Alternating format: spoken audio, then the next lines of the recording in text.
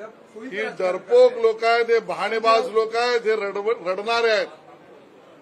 हे स्वतःचा पराभव आत्मचिंतन सोडा, पण ते पचवू शकत नाहीयेत.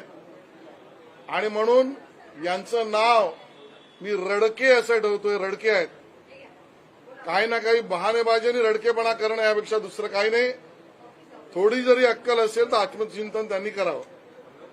आणि मी मागेही म्हटलं होतं, जो उबाटा सेनेबरोबर गेला तो हरला.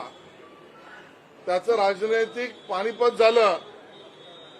आणि त्या ठिकाणी तामिळनाडूत सुद्धा उबाटा सेनेवाले स्टॅलिनची बरोबर करत होते, सलगी करत होते, पराभव. इथे ममता बॅनर्जींबरोबर करत होते, पराभव.